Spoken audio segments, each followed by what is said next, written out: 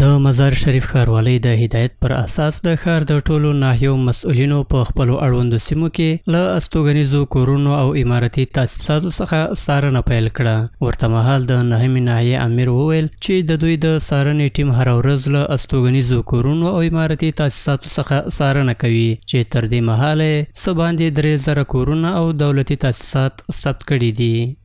3500 خانه تقریبا رهایشی، تجارتی، صنعتی تقریبا منازل شدگی است، ثبت شدگی است. بسته در امارت نهایی نهم تقریبا 12,500-13,000 خانوار ما در امارت نهایی نهم داریم. همداراز ښاغلي ثاقب خپلو عوایدو ته په اشاره وویل چې دوی د روان لمریز کال له پیل څخه تر اوسه پورې 5.5 میلیونه افغانۍ عواید د صفایي جواز لیکونو او د ښاروالۍ د جایدادونو کرایو له درکه راټول کړي دي.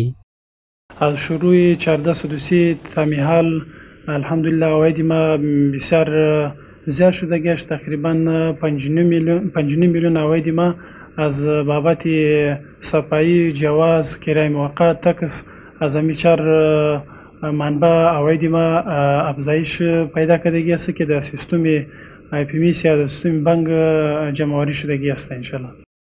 د مزار شریف ښاروالۍ د نهمې ناحیې د مسؤلینو له لوري د ورکړل شوو معلوماتو له مخې په یاده ناحیه کې 28 کوڅې څه باندې 14,000 استوګنیز کورونه او عمارتي تاسیسات شتون لري چې له 3,000 څخه زیات استوګنیز کورونه د دغه امریت له لوري ثبت شوي دي.